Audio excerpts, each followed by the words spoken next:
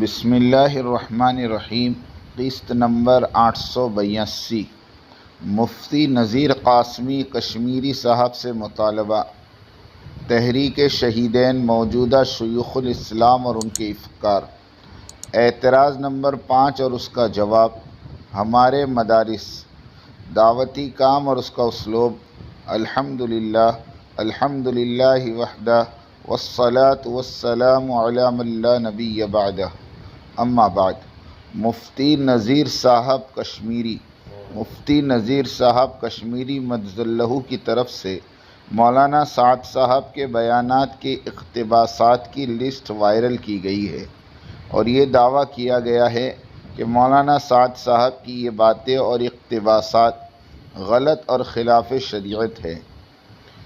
مفتی نذیر صاحب، شرع متین کا یہ شرعی اور اخلاقی ضابطہ اور اصول ہے کہ لکل شیء دلیل، ہر دعوے کو دلیل سے ثابت کیا جائے۔ اس لیے اب مفتی نذیر صاحب مدظلہ پر واجب ہے کہ سب اعتراضات کو شرح و بسط کے ساتھ تحریراً بیان فرمائیں اور سوشل میڈیا پر وائرل کیا جائے۔ سب اعتراضات کو یکساں بیان کرنا دشوار ہو تو 2 4 اعتراضات کو لکھا جائے تاکہ ایک شرعی ضابطے کی تکمیل ہو اور مسلمانوں کے سامنے قضیے کی صحیح شکل آ جائے۔ مسئلہ: اس وقت مفتی نذیر صاحب مدظلہ پر واجب ہے کہ اس قضیے کو تکمیل تک پہنچائے۔ اللہ تعالیٰ کا حکم ہے فَإِن تَنَازَعْتُمْ فِي شَيْءٍ فَرُدُّوهُ إِلَى اللَّهِ وَالرَّسُولِ إِن كُنتُمْ تُؤْمِنُونَ بِاللَّهِ وَالْيَوْمِ الْآخِرِ۔ ترجمہ: اگر تم کسی مسئلے میں جھگڑنے لگو تو اللہ اور رسول کی طرف رجوع کرو، اگر تم اللہ پر اور آخرت پر ایمان رکھتے ہو۔ فائدہ: اس قضیے کو کتاب اور سنت کی روشنی میں تکمیل تک پہنچانا مفتی نذیر صاحب مدظلہ کے مومن باللہ والآخرہ ہونے کا ثبوت ٹھہرا۔ تحریک شہیدین سے ہماری مراد شاہ احمد شہید صاحب اور شاہ اسماعیل شہید نور اللہ مرقدہما ہیں۔ حضرت سید احمد شہید سن 1786 سے 1831 اور حضرت سید شاہ اسماعیل شہید سن 1779 سے 1831 اور ان کے رفقا میں شاہ عبدالحی متوفی 1828، دیگر معتقدین اور کارکنوں کی اس تحریک نے حقیقی اسلام اور اس کا جامع تصور مسلمانوں کے سامنے پیش کیا۔ بظاہر ان بزرگوں کی اس دعوت اسلامی میں اس وقت کے سلاطین اور علماء کے عقائد اور نظریات یکسر خلاف تھے۔ ان شیخین اور شہیدین کی توحید اور سنت والی دعوت اعلان جنگ سے کم نہیں تھی۔ مخالفین نے مخالفت میں کوئی کسر نہیں چھوڑی۔ بدعمل اور مفاد پرست عناصر نے اعدائے اسلام کے ساتھ مل کر سازشیں بھی کی، مگر کسی قسم کی مفاہمت اور سودے بازی کے بغیر مردان حق کا یہ قافلہ صراط مستقیم پر ثابت قدمی سے جمع رہا۔ ان بزرگوں کی دعوت اور عزیمت اور للہیت کی یہ برکت ہوئی کہ لکھنؤ میں شیعہ برادری کی ایک کثیر تعداد اپنے عقیدے اور اعمال کو درست کرنے کے لیے توبہ کا اعلان کیا اور اہل سنت والجماعت میں شامل ہوئے۔ اسی پر اکتفا نہیں کیا بلکہ حضرت احمد شہید رحمۃ اللہ علیہ کے ہاتھ پر بیعت بھی کی۔ ارباب حکومت کو تشویش لاحق ہوئی۔ نواب معتمد الدولہ نے دھمکی دی کہ تبدیلی عقائد و مذہب سے فساد کا اندیشہ ہے اور حاکم وقت سے مخالفت مول لینا خطرے سے خالی نہیں۔ اگر حاکم شاہ پیر صاحب شیخین اور شہیدین کی رہائش کے اطراف 2 4 توپیں لگا کر اڑا دیں تو آپ کیا کر سکتے ہیں؟ سید صاحب نے قاصد فقیر محمد خان سے فرمایا، تم مجھے عرصے سے جانتے ہو، یہ مجھ سے ہرگز نہ ہو سکے گا کہ حق بات کہنے سے باز رہوں۔ نواب معتمد الدولہ 2 4 توپوں سے کیا ڈراتے ہیں؟ اگر وہ 100 توپیں لے آئیں تب بھی میری بات چلتی ہی رہے گی۔ میرا اللہ میرا محافظ ہے۔ فائدہ: یہ بزرگ اکابرین عقائد و کتاب و سنت کے نفاذ کے بارے میں جس قدر سخت تھے، اسی قدر فقہی مسائل میں بڑے وسیع القلب اور نرم خو واقع ہوئے۔ حضرت مولانا عبید اللہ سندھی رحمۃ اللہ علیہ سے روایت ہے کہ ایک بار سید اسماعیل شہید رحمۃ اللہ علیہ کے مریدوں میں رفع یدین کے مسئلے میں اختلاف کھڑا ہوا۔ حنفی المسلک احباب کو مولانا اسماعیل شہید کے رفع یدین سے شکایت ہوئی تو حضرت احمد شہید رحمۃ اللہ علیہ نے اسماعیل شہید کو سمجھایا اور پوچھا، نماز میں رفع یدین کے عمل سے تمہارا کیا مقصود ہے؟ شاہ اسماعیل نے فرمایا، اللہ کی رضا کو حاصل کرنا۔ تو حضرت احمد شہید نے فرمایا، خدا کی رضا ہی کے لیے رفع یدین کو ترک کر دیجئے۔ ان بزرگ شہیدین کی نگاہ میں فروعی مسائل میں تشدد اختیار کرنا ہرگز نہیں تھا، اس لیے کہ ان حضرات کو یہ تفقہ اور تربیت حضرت شاہ ولی اللہ محدث دہلوی رحمۃ اللہ علیہ سے وراثت میں ملی تھی۔ حضرت ولی اللہ محدث دہلوی رحمۃ اللہ علیہ تقلید جامد کے سخت خلاف تھے اور اجتہاد کے زبردست حامی تھے۔ اختلافی مسائل میں اعتدال، توازن اور میانہ روی آپ کی خصوصیت تھی۔ ان کی تصنیف الانصاف بھی بیان سبب الاختلاف ان کے اعتدال کی غمازی کرتی ہے۔ علماء اسے ضرور پڑھے۔ حضرات شہیدین کسی سے بیعت لیتے تو شرک اور بدعت سے اجتناب کی سختی سے تلقین فرماتے تھے۔ 19ویں صدی میں توحید کا آفتاب شرک اور بدعتوں کی بدلیوں میں چھپ کر رہ گیا تھا۔ حضرات شہیدین کی دعوت توحید اور سنت نے صدیوں کے جمے ہوئے اوہام اور خرافات کا پردہ چاک کیا اور شرک کی شناخت پر ایسا اعلان حق اور اظہار حقیقت کیا کہ لوگ چونک اٹھے اور گلی گلی میں شرک اور بدعت کی تحقیق ہونے لگی اور اس سے نفرت اور برات کا اظہار کرنے لگے۔ اس تحریک کے کارکن مولانا خرم علی صاحب نے ہدایت المسلمین اور نصیحت المسلمین نامی رسائل لکھے۔ سید صاحب نے صراط مستقیم لکھی۔ سید اسماعیل شہید نے کتاب تقویت الایمان لکھ کر ایسی خدمت انجام دی کہ جس کی کوئی نظیر اور مثال تاریخ میں نہیں ملتی۔ شرک اور بدعت کی تردید میں اس جیسی کتاب 150 سالہ دارالعلوم دیوبند کی تاریخ میں کسی نے نہیں لکھی اور نہ ہی کسی اور مصنف کی طرف سے لکھی گئی۔ موجودہ شیوخ الاسلام، افسوس تو اس بات کا ہے کہ موجودہ دور کے شیوخ الاسلام کو اپنے اسلاف کی دعوت اور عزیمت والی راہ راس نہ آئی۔ انہوں نے اپنی ذات کا تقدس اور اپنی سلامتی کی حفاظت کے لیے حق گوئی اور عزیمت کی راہ پر مداہنت اور سہولت کی راہ کو ترجیح دی۔ نتیجہ یہ نکلا کہ شرک اور بدعت کا کاروبار دن بدن بڑھتا ہی چلا جا رہا۔ پاکستان دیوبندیوں اور قاسمیوں سے بھرا پڑا ہے، لیکن حضرات شہیدین کے نقش قدم پر چلنے اور شریعت مطہرہ پر خود کو نثار کرنے والوں کی جذبے والی سعادت اور حوصلہ ان 70 سالوں میں کسی میں پایا نہیں گیا۔ توحید اور شرک اور سنت اور بدعت کو کھول کھول کر سمجھانے کے بجائے منامات اور رویہ اور فقہ اصغر ہی کی حد تک بیانات باقی رہ گئے۔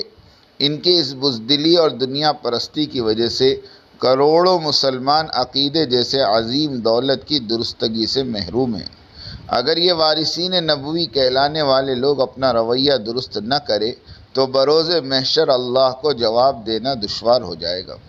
حضرت سید احمد شہید رحمۃ اللہ علیہ کی بیعت مشہور اور معروف بیعت تھی۔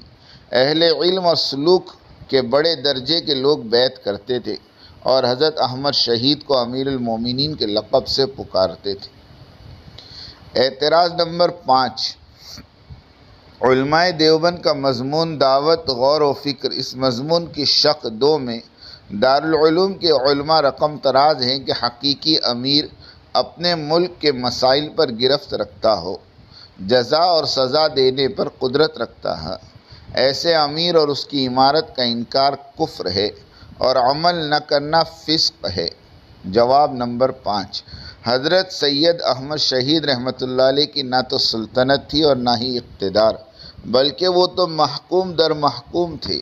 نواب معتمد الدولہ ان پر حاکم تھے اور نواب صاحب ہر وقت کی حکومت حاکم تھی اور نواب صاحب پر وقت کی حکومت حاکم تھی۔ اور مزے کی بات یہ ہے کہ حضرت سید احمد شہید رحمۃ اللہ علیہ باقاعدہ امیر ہے اور انہیں عوام امیر المومنین کے نام سے پکار رہی ہیں۔ حضرت احمد شہید کا حلقہ ارادت بمشکل چند سو یا چند ہزار افراد سے زیادہ نہیں ہوگا، اور اس عمارت اور امیر پر اس وقت کے علماء کرام کی طرف سے کوئی اعتراض اور نکیر ڈھونڈنے سے بھی نہیں ملتی۔ حالانکہ اس وقت کے علماء مثلاً مولانا سید اسماعیل شہید، مولانا سید عبدالحی لکھنوی وغیرہ یہ کوئی معمولی درجے کے علماء نہیں تھے۔ مولانا سعد صاحب مدظ اللہ کا حلقہ ارادت تو امت مسلمہ کے سواد اعظم کو اپنی گود میں سمویا ہوا ہے، اور اس میں قوموں کے علماء، مشائخ، سادات اور شہزادے اور ملوک اور مقننین، مفسرین، محدثین کا نہ ختم ہونے والا سلسلہ چلا آ رہا ہے۔ خود دارالعلوم دیوبند سے متعلقہ دنیا بھر کے 100% علماء بھی اسی دھارے میں شامل ہیں، تو پھر مرکز نظام الدین کی عمارت اور مولانا سعد صاحب کے امیر ہونے پر اعتراضات کے تانے بانے کیوں بنے جا رہے ہیں؟ یہی حال حضرت مولانا امداد اللہ صاحب مہاجر مکی رحمۃ اللہ علیہ کی عمارت کا ہے۔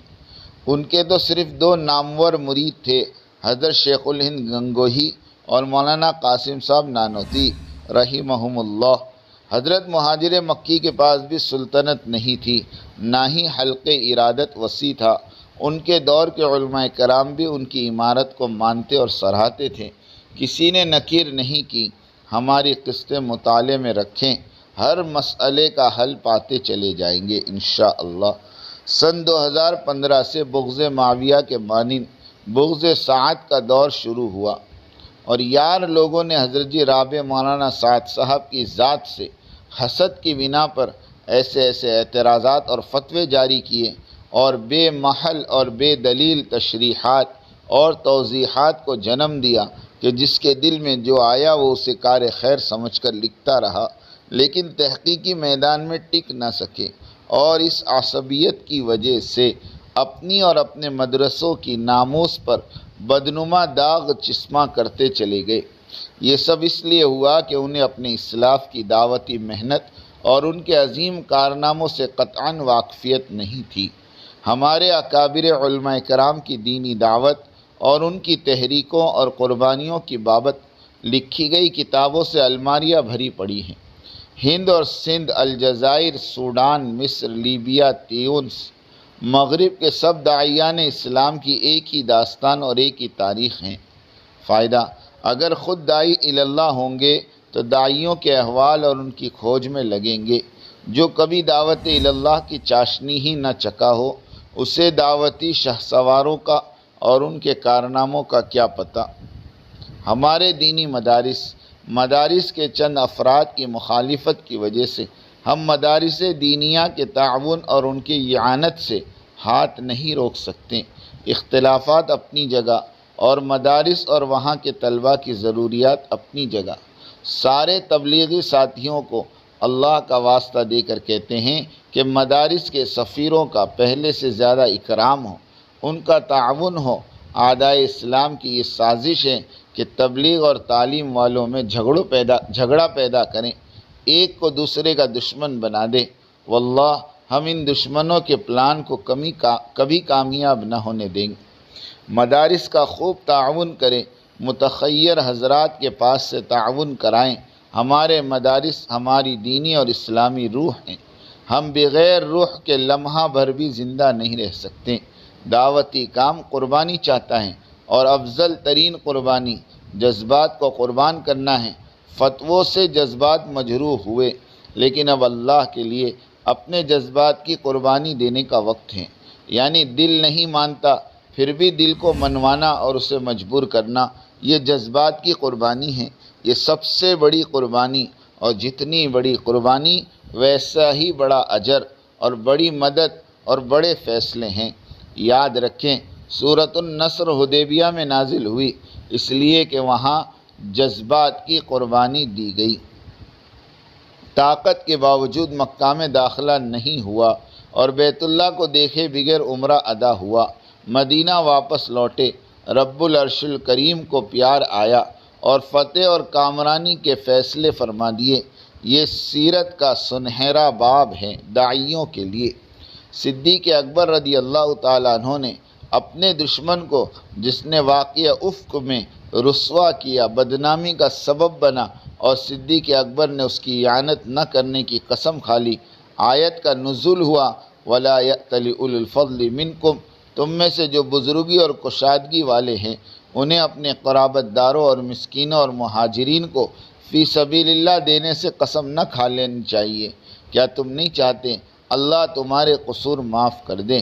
اس واقعے کی تفسیر کو تفاسیر میں ملاحظہ فرما لے۔ اس آیت کو سنتے ہی صدیق اکبر بے ساختہ پکار اٹھے، کیوں نہیں اے ہمارے رب، ہم ضرور چاہتے ہیں کہ تو ہمیں معاف فرما دے۔ اس کے بعد صدیق اکبر نے اپنی قسم کا کفارہ ادا کر کے حسب سابق حضرت مصطح رضی اللہ عنہ کی مالی امداد شروع کر دی۔ مہنگائی کے اس طوفان میں ہمارے بچے مدارس میں سکون سے کھائے پیے، اس لیے دل کھول کر تعاون فرمائیں۔ اللہ تعالی ہماری کاوشوں کو قبول فرمائیں اور انسانیت کی عمومی ہدایت کے فیصلے فرمائیں۔ آمین۔ وآخر دعوانا ان الحمد للہ رب العالمین۔